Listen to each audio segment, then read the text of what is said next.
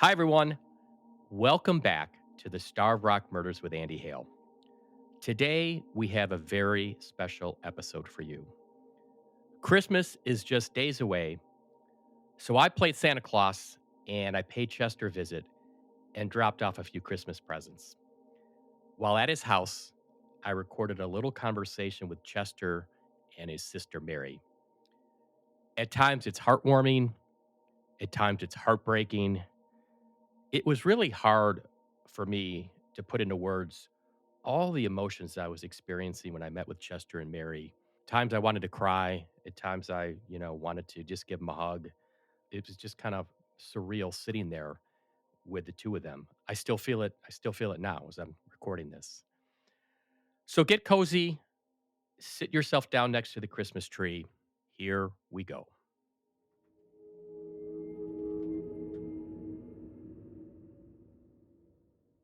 So it is Sunday, December 17th.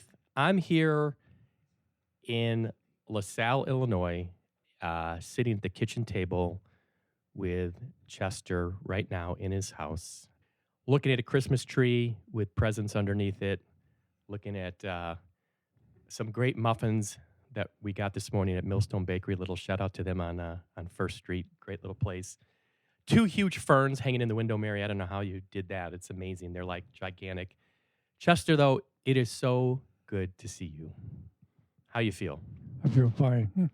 Are you doing okay? I think people always ask me. This is the question I get the most. How's Chester doing? How is his health? I'm doing all right. I have a little pain once in a while on my right arm, but I'm all right. Well, I'm so glad to see you. And right now, today, as you sit here, how old are you today? 84. And you're going to be 85. March the 3rd, 1939. I was born. So on March 3rd of next year, you're going to be 85. Yes. Do you remember last year on your birthday what we did with that birthday cake with the candles? I can't remember. I like I said, I was sick and that, and I remember blowing out the candles. I remember that. What was amazing was we had a birthday cake, and I've never seen this before. Mary probably remembers. She's laughing here. We had 84 candles on that cake. I thought we were going to set the house on fire. I mean, to blow those, and you actually blew them all out. I don't know if you remember that. You blew them all out. Is there anything you want for Christmas this year?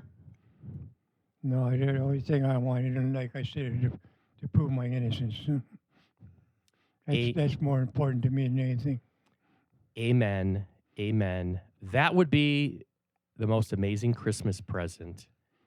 And we're close. I talked about this before we started recording with Chester and his family here.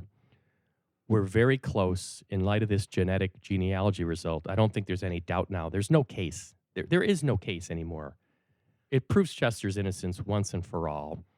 And I'm hoping that Will County State's Attorney's Office does the right thing and does the right thing before Christmas. Because you know what I want you to have for Christmas? I want you to be able to go to sleep at night for the first time in 60 plus years, knowing that you've been exonerated, knowing that you've been proven innocent and you have your reputation back, and the whole world knows you're innocent and you had nothing to do with this Starved Rock murders.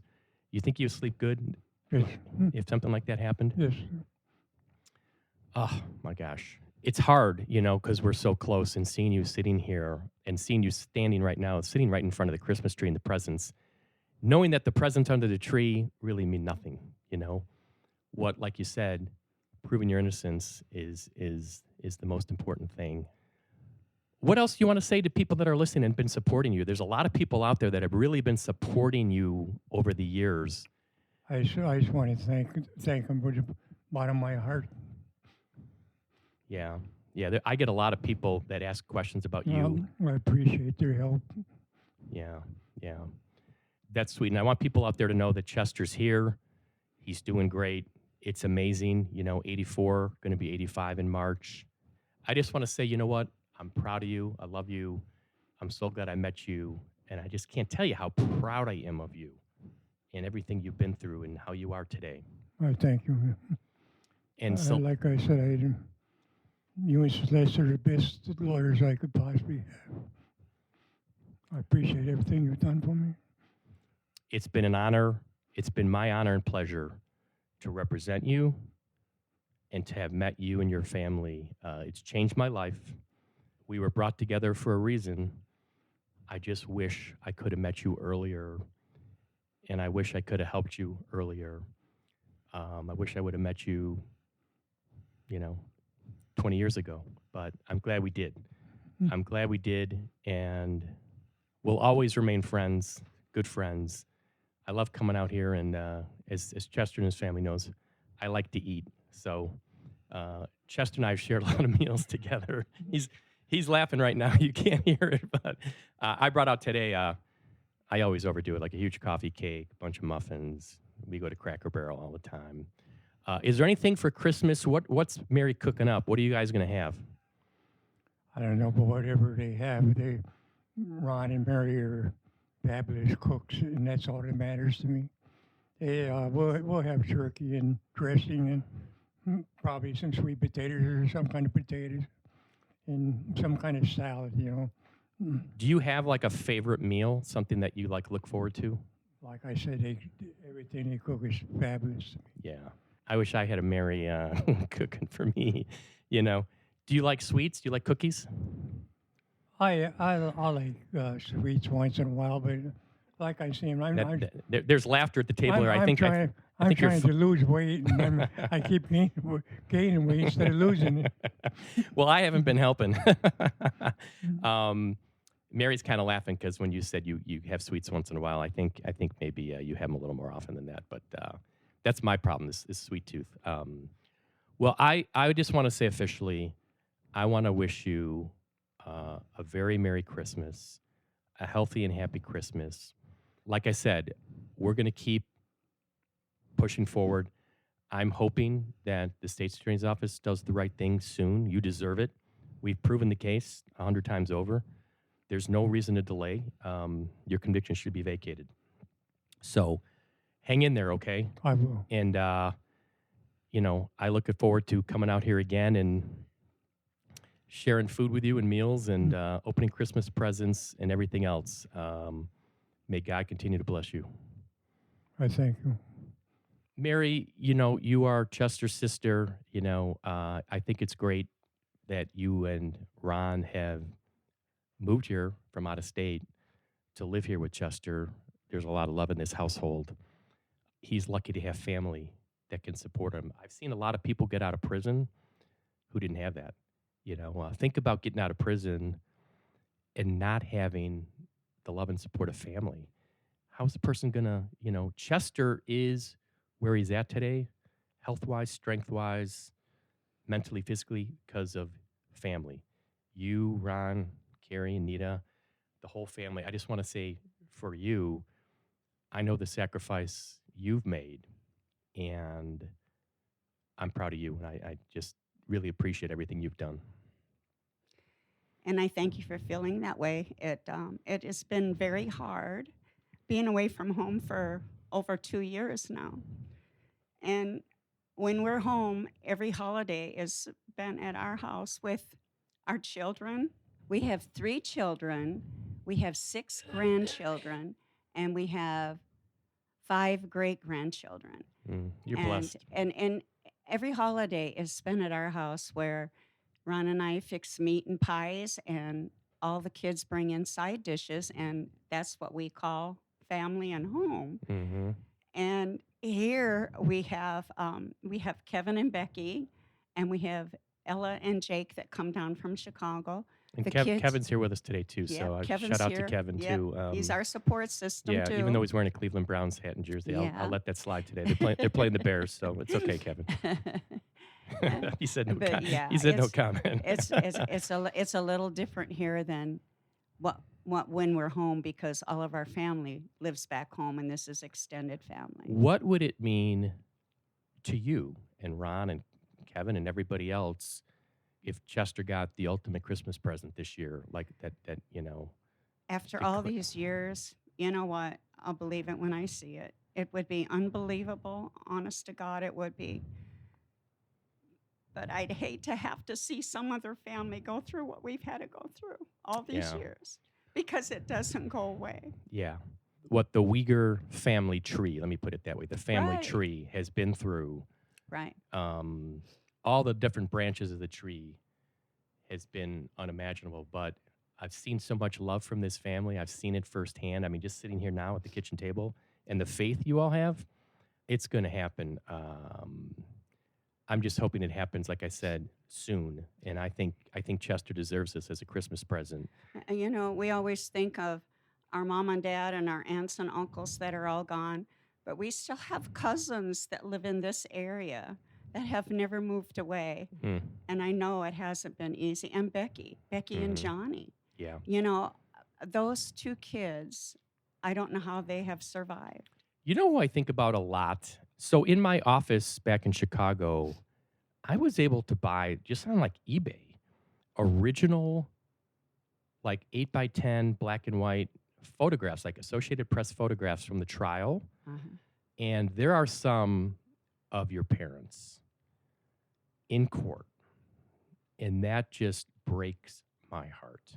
Seeing them, well, your dad, and seeing some of like, there was one, I think it might have been, maybe it was at the jail. I can't remember. But seeing that, not only what Chester was going through as a 21-year-old, but trying to put myself in the shoes, you know, I've got a 25-year-old son, right? I can't imagine what your parents endured all those years. I know now they're looking down. I believe in that. I think they're looking down right now at us. They know what's going on. They're up there looking down with smiles on their faces, Uh-huh. and they know how close we are. And so believe me and trust me, everybody from the family that has passed is there and is a witness to this. I believe that also. I believe that. You know, my mom and dad, along with Joanne and Helen, sometimes went. That's Joanne's sister, and his in-laws were there at times. But you know, my mom and dad, my dad went until he couldn't handle it anymore. He just couldn't I don't blame couldn't them. go. Yeah, I don't blame But them. my mom was a strong one. She held in and she was there every time. Every day my mother was there. Think And of the she's strength. held the family together. Think of the strength that took. You know, Yes. think of that. I mean, If it's if that would have been my 21-year-old son, I don't think I could have ever made it. well, the weight of the world on your shoulders. Everybody having this, you know, kind of vengeance attitude, you know, for this. I mean, these poor, let's not forget these three poor women that you know, the families for what they've suffered, what these poor women went through. Frances Murphy, Mildred Lindquist, Lillian Oding. I mean, our hearts go out to those families. We all want the same thing: Right. justice. Right. Justice. The right person to be found to be responsible for that crime. Just to think about, you know, that trial and walking into court every day, Chester and his family, where I'm sure everybody is just looking at you like, you know, Yeah. you're such a monster. And that's why it's so important for Chester to get his reputation back. And that also continues through the parole board too. Yeah, I mean, you know, I feel for those three families. I absolutely. can't imagine what they went through, but I hope to God no family ever has to go through what this crime has done to so many people. Well, I think it's fitting. I said this on the podcast episode last week. I think it's so fitting that a crime that happened in 1960 is basically going to get solved. We had a lot of evidence. We had a lot of people come forward, which has been huge. But forensically, through this cutting edge technology that's happening, you know, 63 years later, this genetic genealogy, it is truly a miracle that we could take a hair found on the glove of Frances Murphy and we can identify exactly whose hair that is. I think that is what's amazing. And, oh, this is just, I just think of how long, and like Whitney said in the podcast, it allows us this technology to get to the truth, to get to the truth of what happened. But you know, Andy, it just seems like it doesn't matter what the state puts out. Nobody wants to pass this on to the people that have already handled the case, the flaws in the case, the wrongdoing in the case. And nobody wants to handle that in the state. Nobody wants to do that because they'll be marked as the bad guy that spoke. But you know what? There is so much that people don't know that went on that we know. Yeah. So much. Well, this is the thing. I'm going to talk a lot more about this coming up and down the road, but everything I know that I've learned in my investigation, the LaSalle County Sheriff's Office knew, the Illinois State Police knew, the state's attorney's office knew, Tony Reculia knew. All these things, the telephone operator memo, the log wasn't the murder weapon, the twine was cut in 2 different places. Everybody knew that. Tony Reculia knew that. His prosecuting team knew that. The Dummett and Hess knew that. Everybody knew all that. And you know what is not fair? If they would have brought in all the evidence that you saw and you collected pictures of and you sent out, none of that was brought into court in 1959-60. No. It didn't need to be. And his hair had been processed when this crime happened, and it wasn't his hair. Yeah. They brought none of that Right. into court. People are going to have to just really recognize the hard truth, okay? The hard truth is that back in the day, everybody on the prosecution side and the investigation side knew. Right. They knew. They knew or should have known. No. There is no doubt. But let's put that aside for now, because let's Talk about Christmas. talk right? about Christmas. I could go on and on and on about ranting about that, and I don't want to take away from today. Sitting here in your kitchen, looking at this beautiful Christmas tree, looking at your beautiful ferns, sitting here at the table, seeing Chester, Ron, and Kevin.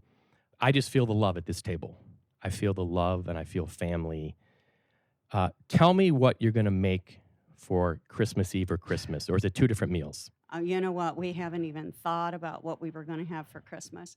We've been making Christmas cookies, and Brother's been helping decorate them. We're not done yet, but we got a good start this past week.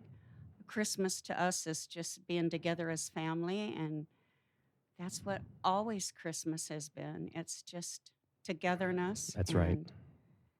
And last year we gave, back home, we would give cookies to everybody in our family. We'd make cookies and we'd put them in sacks, and we'd have a bedroom. We'd put names on the sacks, each sack, so we knew what family they went to. And here last year we gave them to neighbors. We have awesome neighbors here. Yeah, you do. God put us here. You got a great support. He took us out of here. Oglesby. Yeah. And put us in a loving neighborhood. Yes. Yeah. We live in a What do great you think you neighborhood. might cook? What's on the list? Either ham or turkey. Yeah, or both. Yeah. We had both for Thanksgiving. Yeah. Yeah. Chester piped in here Thanksgiving. You're right. He's smiling right now. He had, What did you want to say, Chester? I'd say anything they have for Christmas is all right with me. I even like baked beans, ham, stuff like that. Even anything they make Maybe is we'll good. just have to have ham and baked Anything they make beans. is good. I want to just say one more time that I want to wish you all a Merry Christmas, a Happy New Year. I love each and every one of you, and I'm so proud and impressed at the love and I've seen at this family, and I'm so blessed that I've gotten to meet all of you.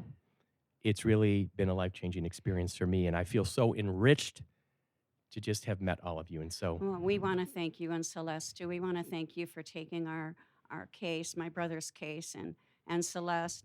And we also always remember Donna Kelly and Steve Speary. Yep. We always remember them because she's the one that started the ball rolling.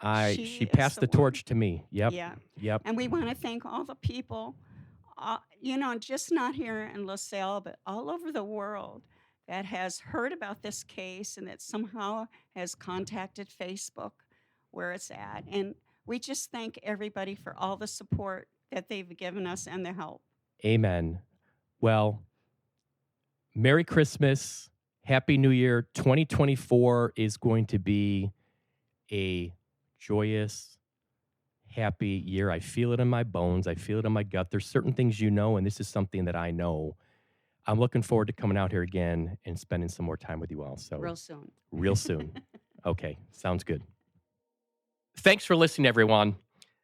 On behalf of Chester and his family, I want to thank you for all your love and support, all the emails we've gotten, the cards, the social media messages, the people that have reached out to me. Oh my gosh, it's just been an outpouring of love and support. And I want everybody out there to know how much it means to all of us. And I want to wish you all a very Merry Christmas, Happy Holidays, and a Happy New Year. We're all hoping and praying that Chester finally receives the justice he so deserves and has been seeking for over 60 years. Chester will be 85 in March. It's just hard to fathom the journey that he has been on. If you want to support Chester this holiday season, the family has set up a GoFundMe page. You can go on there. You can contribute in any amount you want. $5, $10, $25. It doesn't matter. Anything you can afford would really, really be appreciated. This show was produced by Phineas Ellis and Studio Friends. Design and promotion by Bell and Ivy. I'm your host, Andy Hale. Rest assured, as soon as I have an update, I'll be back in touch with a new episode. So subscribe and stay tuned. I hope to talk to you all soon.